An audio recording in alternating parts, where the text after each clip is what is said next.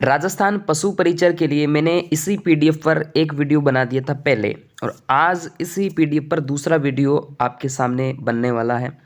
प्यारे साथियों, जैसा कि आप सभी जानते हैं, पशु परिचर की एग्ज़ाम डेट भी घोषित हो चुकी है और आज कल उसकी अंतिम दिनांक थी। जिन विद्यार्थियों ने फॉर्म भर दिया है, अच्छी बात है, और कई विद्यार्थी ऐसे हैं जिन्होंने किसी कारणवश फॉर्म नहीं भर पाए हैं, तो कोई दिक्कत नहीं है दोस्तों।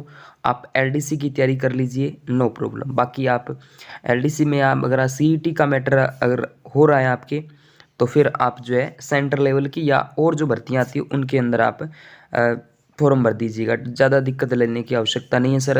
अभी कई दिन पहले ही फ़ोन आ रहे थे, कल भी फ़ोन आया था कि सर ऐसे करके दिक्कत आ रही है, किसी का अपडेट नहीं है, किसी का कुछ में दिक्कत है। तो दोस्तों ज़्यादा टेंशन मत लीजिए। ओके, चलिए यहाँ पर बात करने वाले हैं पशु परिचर के संबंध में। पहला प्रश्न आपके यानी 26 प्रश्नों पर मैं डिस्कस कर चुका था। 27वां प्रश्न आपके सामने है। जो विद्यार्थी पहली बार जुड़ रहे हैं तो चैनल को सब्सक्राइब करें, और फेसबुक पेज पर देख रहे हैं तो फेसबुक पेज को फॉलो करें, और इसके साथ ही दोस्तों टेलीग्राम चैनल को जरूर ज्वाइन करें। और जो साथी व्हाट्सअप से नहीं जुड़े हैं तो व्हाट्सअप इस नंबर पे मुझे मैसेज कर देना और जुड़ जाना, ठीक है। 63 771 75 006। जल्दी से आप अपना मैसेज जो है इस पर कर देना, ठीक है। चलिए, पहला प्रश्न आपकी स्क्रीन पे यहाँ पे ये रहा है, नंबर 27। अंडा उत्पादन के लिए मुर्गी की सबसे अच्छी नस्ल आपसे पूछे तो असील रहेगी, ठीक है, असील।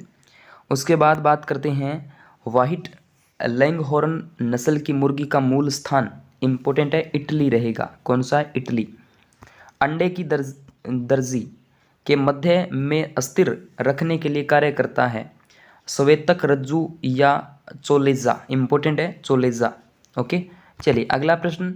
मुर्गियों हेतु आवास की विस्तृत प्रणाली में रेन बसेरे में प्रति पक्षी स्थान वर्ग फुट में दिया जाता है, तो क्या दिया जाता है? 1 दिया जाएगा, ठीक है, 1। उसके बाद रानीखेत बीमारी, अक्सर एग्जाम्स के अंदर इस प्रश्न को पूछ लिया जाता है। तो रानीखेत बीमारी जो है ये दोस्तों एक अपने आप में मुर्गियों की बीमारी है, लेकिन ये न्यूकैसल रोग यहाँ पे इसको कहा जा सकता है, न्यूकैसल रोग।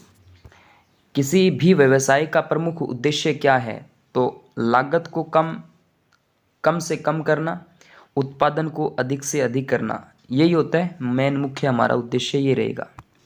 उसके बाद बात करते हैं गाय, भैंस तथा बकरी में मध्यकाल के लक्षण कितने दिन बाद पुनः प्रकट होते हैं? तो लगभग हम कह सकते हैं 19 से 21 दिन बाद जो है मध्यकाल के जो लक्षण है वो प्रकट हो जाते हैं। सर्वप्रथम मनुष्य द्वारा पशुओं को पालन करने का उद्देश्य था, क्या उद्देश्य था? भोजन की प्राप्ति, भोजन की प्राप्ति। मनुष्य द्वारा पशु ईर्ष्या से कितने वर्षों पूर्व पाले जाते रहे? तो ये लगभग 6000 वर्ष पाले जा रहे हैं। उसके बाद देखिएगा गाय में हमें कौन कौन से उत्पाद प्राप्त होते हैं? उपरोक्त सभी होते हैं। फॉर एग्जाम्पल हम देख सकते हैं दूध, गोबर, मूत्र और दही, घी वगैरह तो होता ही है। गाय की दुधारू नस्ल कौन सी है? गिर है, गिर नस्ल।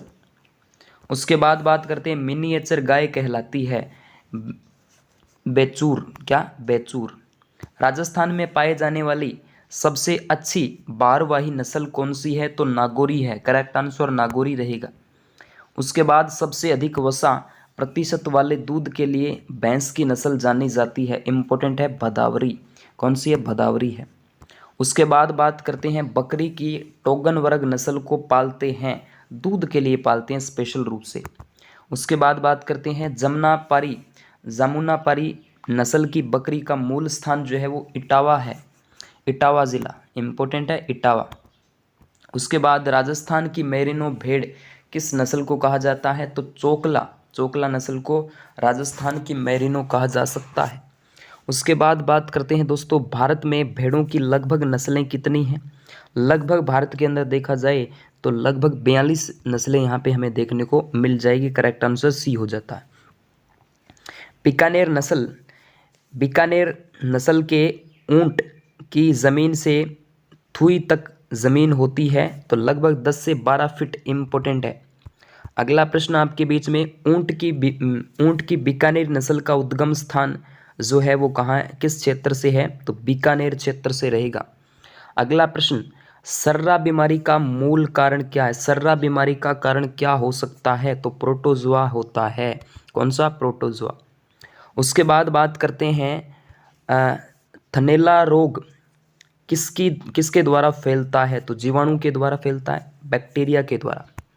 उसके बाद अगला प्रश्न आपके बीच में कि दुग्ध ज्वर किसकी कमी के कारण होता है? तो कैल्शियम की वजह से, Ca की वजह से होता है। अगला प्रश्न, कौन सा रोग होने पर पशु घर घर की आवाज़ करता है? थोड़ा सा इसमें डाउट है इस प्रश्न के अंदर। दुग्ध ज्वर जो है आपको बताया चयापचय के द्वारा, ठीक है। उसके बाद बात करते हैं पशु प्लेग रोग किसके द्वारा फैलता है? तो दोस्तों विषाणु यानी वायरस के द्वारा फैलने वाला है। खुरपका मुँह पका रोग द्वारा किसके द्वारा फैलता है? ये भी वायरस के द्वारा यानी वायरस के द्वारा, जीवाणु के द्वारा, विषाणु के द्वारा फैलने वाला रोग हो जाता है। तो इस तरीके से हमने कुछ और क्वेश्चनों पर भी डिस्कस कर लिया। ओके विद्यार्थियों, थैंक यू।